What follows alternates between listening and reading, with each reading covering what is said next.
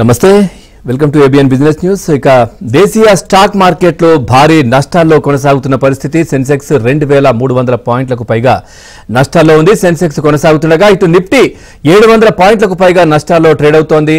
HUL కావచ్చు, Britannia, Tata consumer products, Apollo hospital షేర్లు లాభాల్లో కొనసాగుతుండగా Tata motors, Adani ports, ONGC, Hindalco, Tata steel షేర్లు నష్టాల్లో కొనసాగుతున్నటువంటి పరిస్థితి కనిపిస్తా ఉంది. ప్రజెంట్ చూస్తే సెన్సెక్స్ 78,723 దగ్గర కొనసాగుతోంది. ఇటు నిఫ్టీ 24,033 దగ్గర కొనసాగుతున్నటువంటి పరిస్థితి కనిపిస్తోంది. మార్కెట్లు దాదాపుగా 14 లక్షల కోట్ల రూపాయలు ఆవిరైపోయినటువంటి పరిస్థితులు అయితే ప్రజెంట్ కనిపిస్తా ఉన్నాయి. సో ఏంటి అసలు ఎందుకు జరిగింది ఇంత పెద్ద లాస్ గల కారణాలు ఏంటి అనే అంశానికి సంబంధించి మాట్లాడదాం. మనతో మాట్లాడుతున్నారు senior business analyst Eedara Ramakrishna గారు కూడా లైవ్ లో సిద్ధంగా ఉన్నారు. సో మీకు ఏదైనా డౌట్ ఉంటే స్క్రీన్ పైన కనిపిస్తున్నటువంటి నంబర్కి కాల్ చేయొచ్చు, లేదంటే కామెంట్ రూపంలో కూడా మీరు చేయొచ్చు. మీ సందేహాన్ని నివృత్తి చేసే ప్రయత్నం నేను చేస్తాను. ముందుగా రామకృష్ణ గారితో మాట్లాడదాం. సార్, అసలు మామూలు లాస్ కాదు స్టాక్ మార్కెట్లో. ఏంటి సార్ ఇంత పెద్ద కుదుపు? ఏంటి అసలు ఎక్స్పెక్ట్ చేశారా, చేయలేదా?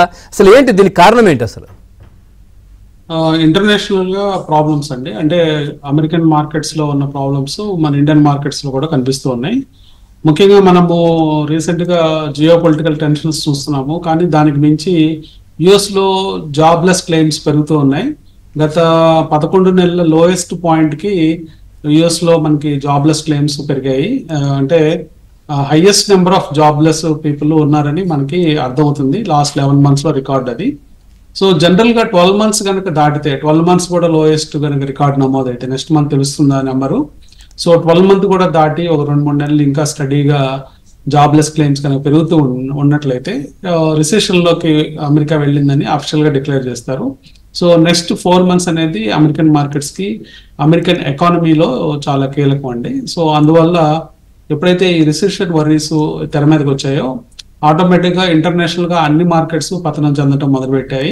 అట్లాగే రీసెంట్ గా జపాన్ చేసిన ఇంట్రెస్ట్ రేట్ పెంపు అనేది అక్కడ మార్కెట్స్ ని పడిపోవడానికి దోహదపడింది. సో ఓవరాల్ గా చూస్తే జపనీస్ మార్కెట్ ఈ రోజు 13% హిస్టారికల్ గా చాలా హై నెంబర్ అండి. ఆల్మోస్ట్ 37 years లో ఎప్పుడు కూడా సింగిల్ డే ఫాల్ అంత లేదు. ఒక దశలో సర్క్యూట్ పడిపోయింది జపనీస్ మార్కెట్. సో అట్లాగే యూరోపియన్ మార్కెట్స్ 2%, ఇండియన్ మార్కెట్స్కి వచ్చేటప్పటికి ఆల్మోస్ట్ ఒక దశలో 3% దాకా ఫాల్ అయ్యి ప్రస్తుతం 2.73% ఫాల్ అయ్యాయండి. మొత్తం మీద ఇంటర్నేషనల్ వర్రీస్, ఇంటర్నేషనల్ ఇష్యూస్ వల్ల మన డొమెస్టిక్ మార్కెట్స్ లో కూడా రిథమ్ అనేది పోయిందని చెప్పుకోవచ్చు. లాస్ట్ 2 sessions మెయిన్ గా లాస్ట్ ఫ్రైడే ఆల్మోస్ట్ 1%, 1.25% పడిన నిఫ్టీ, సెన్సెక్స్లు ఈ రోజు ఆల్మోస్ట్ 3% పడి ఇప్పుడు 2.6% దాకా ఫాల్ అయ్యాయి. అట్లాగే మనకి డొమెస్టిక్ గా ఉన్న విషయాలు కనుక గమనించినట్లయితే ఇండియన్ స్టాటిస్టికల్ ఇన్స్టిట్యూట్స్ ఇచ్చే నెంబర్స్ చూస్తే మంత్లీ పిఎంఐ నెంబరు 46.8 గా వచ్చిందండి. అంటే మ్యానుఫ్యాక్చరింగ్ కొంచెము డీలా పడుతుందని తెలుస్తుంది. లాస్ట్ 4 months లో పిఎంఐ అనేది లోయెస్ట్ నెంబర్ రావడం ఇప్పుడే మనం చూస్తున్నాము. సో అట్లాగే ఈ రూపీ కూడా చాలా వీక్ అవుతుందండి. సో రూపీ కూడా 83.85 దగ్గర హిస్టారికల్ లో దగ్గర ట్రేడ్ అవుతున్నాము. సో ఇది రూపీ కూడా ఒక డాలర్తో కంపేర్ చేసినప్పుడు చాలా వీక్నెస్ కనిపిస్తుంది. సో ఈ అన్ని కారణాలు ఒకేసారి రావడంతో మన మార్కెట్స్ కూడా ఈ రోజు భారీ పతనాన్ని నమోదు చేశాయని చెప్పుకోవచ్చు. సో ఈ రోజు మార్నింగ్ ఓపెనింగ్ గ్యాప్ డౌన్ అయిపోయి ఆల్మోస్ట్ మీకు 20 days మూవింగ్ యావరేజ్ కంటే కింద 24,200 కింద ఓపెన్ అయ్యి, అట్లాగే 50 days మూవింగ్ యావరేజ్ కూడా ఈ రోజు టెస్ట్ చేయడం జరిగింది. ఆల్మోస్ట్ ఇప్పుడు 24,051 దగ్గర మనం ట్రేడ్ అవుతున్నాము. సో మనకి 23,861 దగ్గర 50 days మూవింగ్ యావరేజ్ ఉంది. సో మేజర్ సపోర్ట్ లెవెల్స్ అన్నింటినీ బ్రేక్ చేస్తూ ఉంది. సో ఇక్కడ కీ లెవెల్ వచ్చేటప్పటికి ప్రస్తుతానికి 23,861 అది చాలా క్రూషియల్ గా ఉందండి. అంటే ఇక్కడ నుంచి ఒక 200 points ఇంకొక 1% కనుక ఫాల్ అయితే మనం కూడా కొంచెం కరెక్షన్ తీసుకువెళ్తున్నామని చెప్పుకోవచ్చు. ప్రస్తుతానికి ఉన్న ఫాల్ కనుక మనం కౌంట్ చేసుకుంటే ఆల్మోస్ట్ మనము 4% ఫాల్ అయ్యాము. సో 4% అనేది డీసెంట్ ఫాల్ అండి. అంటే బాగా హెల్తీగా పెరుగుతున్నప్పుడు ఒక 4% ఫాల్ అయ్యి మళ్ళీ రికవరీ అయితే బాగానే ఉంటుంది.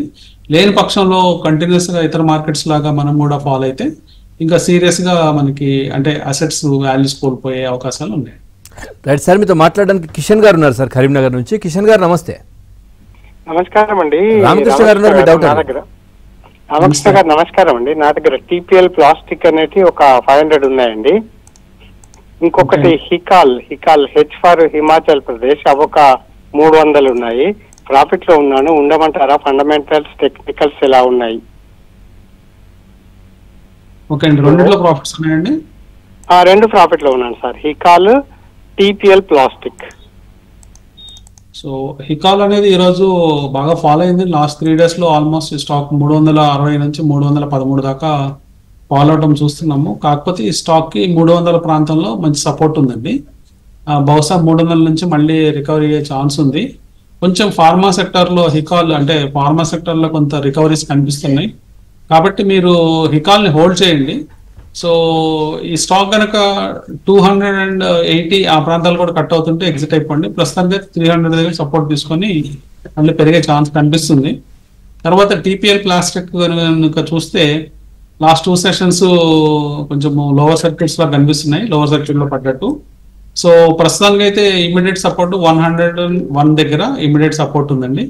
సో సపోర్ట్ చూడండి, సపోర్ట్ కానీ హోల్డ్ అవుతుంటే హోల్డ్ చేయమంటాను. ఇన్ కేస్ సపోర్ట్స్ కానీ కట్ అవుతుంటే మీరు ప్రాఫిట్ బుక్ చేసుకోండి. రైట్ సార్, వెంకటేష్ గారు ఉన్నారు సార్ ఖమ్మం నుంచి. వెంకటేష్ గారు నమస్తే అండి. నమస్తే సార్. రైట్, మీ డౌట్ అడగండి సార్. నా దగ్గర టాటా మోటార్స్ జొమాటో ఉన్నాయి సార్, అవి ఉంచుకోమంటారా తీసేమంటారా? సో మీరు లాంగ్ టర్మ్ కోసం హోల్డ్ చేస్తున్నారండి లేకపోతే షార్ట్ టర్మ్? లాంగ్ టర్మే sir. So more than 1 year పాటు మీరు హోల్డింగ్ కెపాసిటీ ఉన్నట్లయితే మీరు స్టాక్స్ రెండు కూడా హోల్డ్ చేయొచ్చండి. రెండు కూడా మంచి పర్ఫార్మెన్స్ చూపిస్తున్నాయి. కాకపోతే టాటా మోటార్స్ ఈ రోజు మిగతా సెక్టోరియల్ ప్రెషర్ వల్ల కొంత ఫాల్ సీరియస్ గానే ఉంది. ప్రస్తుతం 1023 దగ్గర స్టాక్ ట్రేడ్ అవుతుందండి. అయినప్పటికీ నేను రెండు హోల్డ్ అని చెప్తాను, అంటే జొమాటో, టాటా మోటార్స్ హోల్డ్ అని చెప్తాను 1 year కోసం. రైట్ సార్, కొన్ని కామెంట్స్ కూడా వస్తున్నాయి సార్. వాసు కుమార్ గారు కామెంట్ అయితే చేశారు. అంటే ఆర్చిడ్ ఫార్మా ఉంది కదా సార్, అది తీసుకోవచ్చని అడుగుతున్నారు ఈ ప్రైస్ లో. అంటే 13.66 నడుస్తుంది ప్రెసెంట్. తర్వాత ఎస్బీఐ వచ్చేసి 811. ఈ రెండు ఈ ప్రైస్ లో బై చేయొచ్చా అని అడుగుతున్నారు సార్. కొంచెం లాంగ్ టర్మ్ వ్యూ ఉంటే కొనుక్కోవచ్చు అండి. అంటే మరీ షార్ట్ టర్మ్ లో కొంచెం మార్కెట్స్ వాలటైల్ గా ఉండే అవకాశం ఎక్కువ ఉంది. కాబట్టి అదే కనుక మీరు more than 1 year holding period capacity ఉన్నట్లయితే ఈ రెండు స్టాక్స్ కూడా లాంగ్ టర్మ్ కోసం హోల్డ్ చేసేయచ్చు. ఆర్చిడ్ కెమికల్స్ రివైవ్ అవుతూ ఉంది. అంటే మేనేజ్మెంట్ మారిన తర్వాత ఈ స్టాక్ లో కొంత లాస్ట్ 2 quarters మనం చూసాము, మంచి రిజల్ట్స్ వచ్చాయి. అట్లాగే భవిష్యత్తులో కూడా ఈ స్టాక్ మంచి రిజల్ట్స్ తో ఇంకా బాగా పర్ఫామ్ చేసే ఛాన్స్ ఉంది. ప్రస్తుతం 1368 దగ్గర ఆర్కిడ్ ఫార్మా ట్రేడ్ అవుతుంది. కాబట్టి హోల్డ్ అని చెప్తానండి. ఎస్బీఐ కూడా సిమిలర్ అండి. అంటే ఎస్బీఐ అంటే మంచి రిజల్ట్స్ తో ఆకట్టుకుంటుంది. అట్లాగే భవిష్యత్తులో కూడా ఈ స్టాక్ ఎస్బీఐ కూడా బాగా పర్ఫామ్ చేసే ఛాన్స్ ఉందండి ప్రస్తుతం. కాకపోతే ఓవరాల్ పియర్ ప్రెషర్ వల్ల అన్ని స్టాక్స్ పడడం వల్ల ఈ స్టాక్ కూడా కొంత ఫాల్ ఇవాళ గురైంది. 810 ఉందండి. అయినప్పటికీ లాంగ్ టర్మ్ కోసం రెండు హోల్డ్ చేయమని చెప్తాను. రెండు క్వాలిటీ నేమ్స్. సార్ గిద్దలూరు నుంచి నరసింహ గారు నమస్తే. నమస్తే అండి, మీ డౌట్ అడగండి. హలో సార్, నమస్తే అండి. నమస్తే సార్. నా దగ్గర Union Bank of India shares 2700 sir. It is holding for long term investment అంటారా? Can I exit? ఒక్కసారి మళ్ళీ రిపీట్ చేయండి.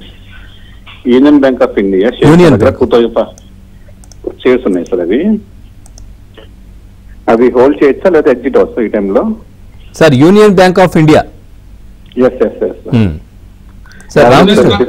యూనియన్ బ్యాంక్ ఆఫ్ ఇండియా కొంచెం సపోర్ట్స్ ను బ్రేక్ చేసుకొని కిందకు వచ్చిందండి.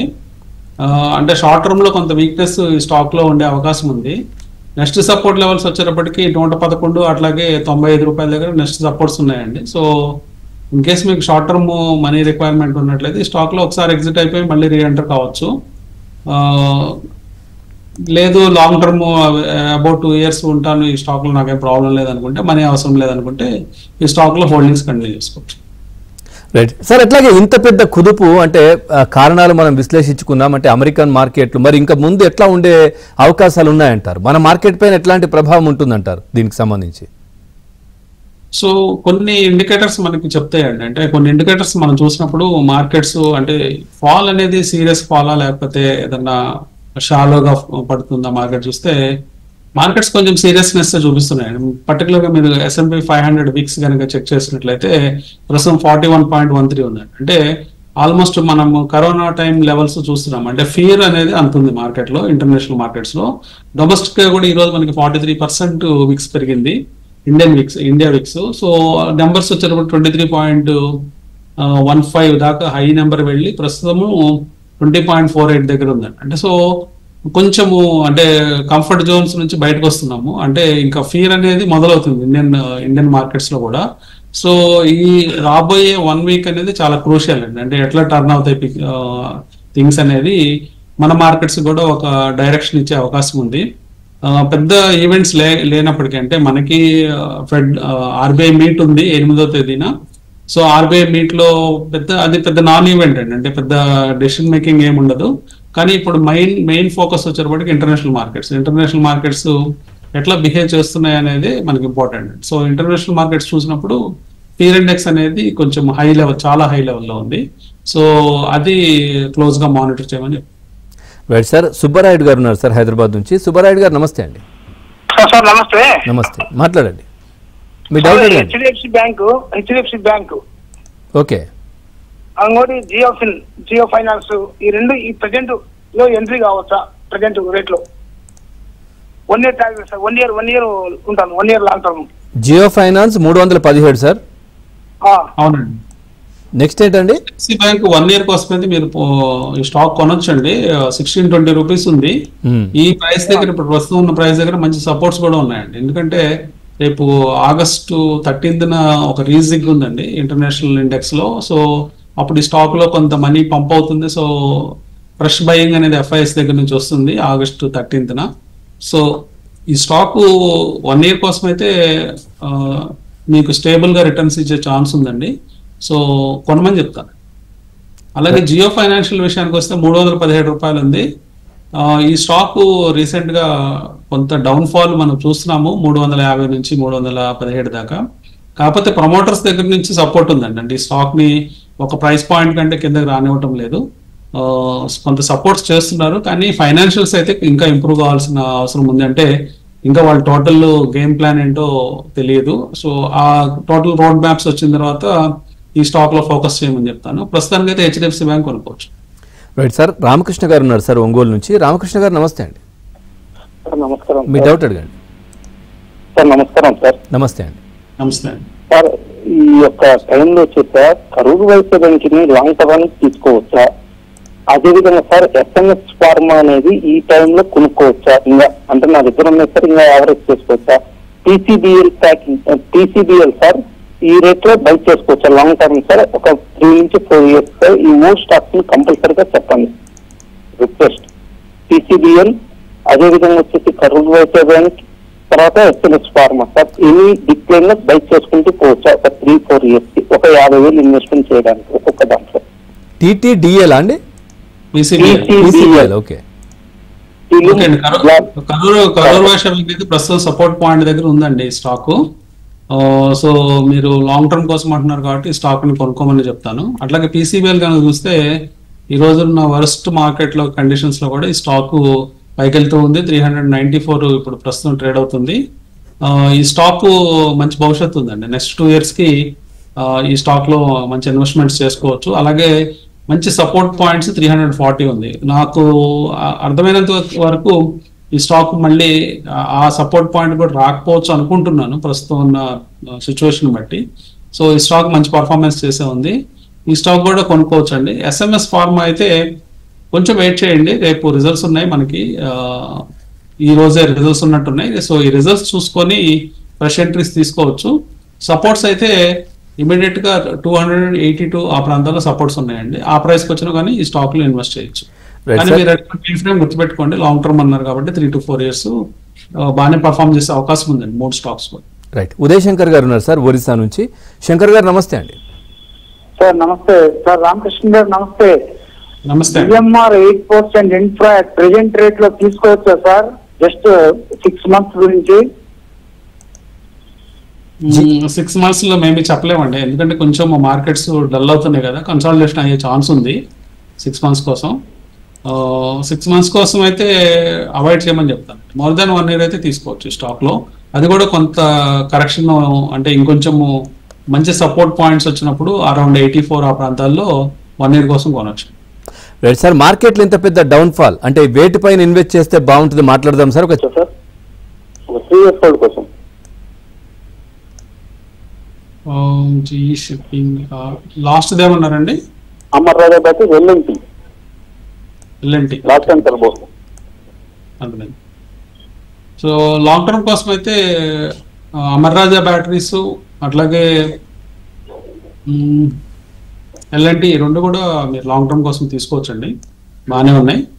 తర్వాత మీరు అడిగిన GE షిప్పింగ్ అయితే కొంచెము వెయిట్ చేయండి, అంటే ఈ స్టాక్ ఎట్లా బిహేవ్ చేస్తుంది భవిష్యత్తులో లాంగ్ టర్మ్ లో కూడా చూడాల్సిన అవసరం ఉంది. ఈ రెండు కూడా క్వాలిటీ నేమ్స్ కిందకి వస్తాయండి. అమర్ రాజా ఎల్ఎన్టీ లాంగ్ టర్మ్ కోసం తీసుకోవచ్చు ప్రస్తుత రేట్ల దగ్గర.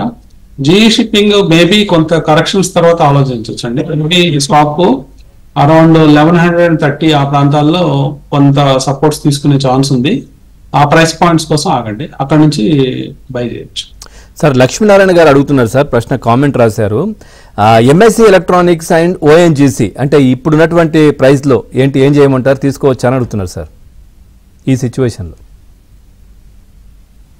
ONGC బాగా పర్ఫామ్ చేస్తుంది. ONGC మనకి చూస్తే ఆయిల్ అండ్ గ్యాస్ సెగ్మెంట్ మంచి రిటర్న్స్ ఇచ్చింది ఈ క్వార్టర్ ఫిఫ్త్. అలాగే ఈ స్టాక్ ఈ రోజు జనరల్ గా మార్కెట్ తో పాటు ఫాలో అయింది, 313 ఉంది. అరౌండ్ ఈ ప్రైస్ పాయింట్స్ దగ్గర ఈ రోజు లో దగ్గర కొంత సపోర్ట్స్ తీసుకున్నట్లే మనం అనుకోవచ్చు. లాంగ్ టర్మ్ కోసం అయితే ఈ స్టాక్ లో మీరు పొజిషన్ తీసుకోవచ్చు అండి.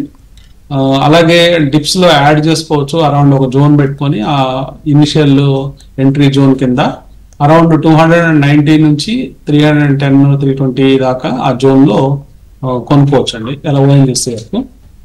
తర్వాత MIC ఎలక్ట్రానిక్స్ కనుక చూస్తే ఈ స్టాక్ 80 రూపీస్ 48 పైసా ట్రేడ్ అవుతుంది. కొంత టెక్నికల్ గా కొంత ఫాస్ట్ ర్యాలీ తర్వాత కొంత పుల్ బ్యాక్ వచ్చిందండి. ఈ స్టాక్ లో కొంచెం వెయిట్ చేయమని చెప్తాను, అంటే రిజల్ట్స్ ఒకసారి పాజిటివ్ వచ్చిన తర్వాత మంచి పాజిటివ్ క్వార్టర్లీ రిజల్ట్స్ వచ్చిన తర్వాత అక్యుమిలేషన్ మొదలు పెట్టమని చెప్తాను. సో ప్రస్తుతానికైతే డెసిషన్ హోల్డ్ చేసుకోండి. రైట్ సార్, శ్రీనివాస్ గారు ఉన్నారు సార్ నెక్స్ట్ కాలర్. శ్రీనివాస్ గారు నమస్తే అండి. కాల్ కట్ అయింది సార్. ఇప్పుడు చాలా మంది హలో గోల్డ్ ప్రైస్ ఏమన్నా ఇంక్రీజ్ అవుతుందండి ఇప్పుడు సిచ్యువేషన్ లో? గోల్డ్ ప్రైస్ ఏంటి మీ డౌట్ ఏంటి, అంటే ఇప్పుడు ఇంక్రీజ్ అవుతుందా ఇట్లాగే ఉంటుందా అని అడుగుతున్నారా? అవునండి సార్ రామకృష్ణ గారు, ఇంత పెద్ద క్రైసిస్ కదా, ఇప్పుడు పెద్ద లాస్. సో అమెరికన్ మార్కెట్లు ఇవన్నీ కూడా ఇంటర్నేషనల్ మార్కెట్లు ఈ విధంగా ఉన్నాయి, మరి బంగారం పరిస్థితి ఏంటి? అదే అండి, గోల్డ్ ప్రైసెస్ ఇంక్రీజ్ అయ్యే ఛాన్స్ ఉందండి. అంటే కొంచెము ఒక 6 months వ్యూ పెట్టుకోండి. 6 months వ్యూలో చూస్తే గోల్డ్ ప్రైసెస్ పెరిగే ఛాన్సెస్ చాలా క్లియర్ గా కనిపిస్తున్నాయి. రీసెంట్ గా మనకి కస్టమ్ డ్యూటీస్ అవి తగ్గించడం వల్ల కొంత అంటే కొంత ప్రైస్ తగ్గింది. సో అలాగే మనకి దీపావళి సీజన్ కానీ నెక్స్ట్ January 1st ఆ టైం టార్గెట్ చూసుకున్నట్లయితే ఇక్కడ నుంచి ప్రైసెస్ పైనే ఉండొచ్చు అని నేను అనుకుంటున్నాను. మెయిన్ గా ఇంటర్నేషనల్ గా కూడా అన్ని కొన్ని సెంట్రల్ బ్యాంక్స్ మెయిన్ గా చైనా లాంటి పెద్ద బ్యాంక్స్ గోల్డ్ కొంటున్నారండి. సో ఎప్పుడైతే సెంట్రల్ బ్యాంక్ నుంచి కూడా బయింగ్ వస్తుందో ఆటోమేటిక్ గా గోల్డ్ అనేది ఇమీడియట్ గా సపోర్ట్స్ తీసుకొని పెరిగే ఛాన్స్ ఉంది, బై చేసుకోమని చెప్తాను. రైట్ సార్, రంగారావు గారు ఉన్నారు సార్ కృష్ణా జిల్లా నుంచి. నమస్తే అండి. నమస్తే, మాట్లాడండి. రామకృష్ణ గారు ఉన్నారు. నమస్తే సార్. TCS 3682 లో ఉన్నాయండి, టాటా పవర్ 436, అంబుజా సిమెంట్ 677 ఉన్నాయండి. ఈ మంచి షేర్లేనా? కొనుక్కోవాలంటే ఏ రేట్లో కొనుక్కోవచ్చు కొద్దిగా? ఓకే అండి, 3 షేర్లు మీరు అడిగిన TCS కానీ అంబుజా సిమెంట్స్ అలాగే టాటా పవర్ అన్ని కూడా మంచి షేర్స్ అండి. లాంగ్ టర్మ్ లో బాగా పర్ఫామ్ చేయబోయే షేర్స్ ఇవన్నీ కూడా. అన్నింటి కూడా మీరు మీ ప్రైస్ పాయింట్ నుంచి జనరల్ గా మీరు ఎప్పుడైతే ప్రైస్ పాయింట్ ఎంటర్ అవుతారో ఆ ప్రైస్ పాయింట్స్ కంటే పైన మీరు మళ్ళీ ఫర్దర్ గా యాడ్ చేసుకోండి. సో ఏదైనా కానీ పైన యాడ్ చేసుకోవటము వల్ల మీకు ఏమవుతుందంటే యావరేజ్ అప్ అవుతుంది, అట్లాగే మీ పోర్ట్ఫోలియో స్టడీగా గ్రో అయ్యే ఛాన్స్ ఉంటుంది. ఇన్ కేసు మనం అంటే ఈ స్టాక్స్ ఏమన్నా పొరపాటున పడిపోయినా కానీ లోవర్ సైడ్ యావరేజ్ చేయాల్సిన అవసరం లేదండి, హైయర్ సైడ్ మీరు యావరేజ్ చేసుకుంటూ వెళ్ళండి. లేని పక్షంలో హోల్డ్ అంటే మీరు వెయిట్ చేయండి, అంటే ఇంకా బెటర్ గా పర్ఫామ్ చేసేటప్పుడే మనం యాడ్ చేయాల్సిన అవసరం ఉంటుంది ఏ స్టాక్ లో అయినా. సో ఆపర్చునిటీస్ కోసం వెయిట్ చేయండి, పైకి బ్రేక్ అవుతున్నప్పుడే యాడ్ చేయాలి. రైట్ సార్, నిజామాబాద్ నుంచి కాలర్ ఉన్నారు సార్, శశిభూషణ్ గారు. శశిభూషణ్ గారు నమస్తే అండి. సార్ నమస్తే సార్. మాట్లాడండి, మీ డౌట్ అడగండి. రామకృష్ణ గారు ఉన్నారు. సార్ నమస్తే సార్. సార్ ఇప్పుడు ఈ టాటా మోటార్స్ ఒకటి 980 దగ్గర తీసుకుని ఇవాళ 1032 దగ్గర అమ్మేశాను.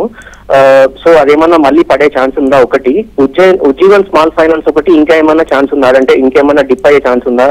దాన్ని ఎంతలో తీసుకోవచ్చు?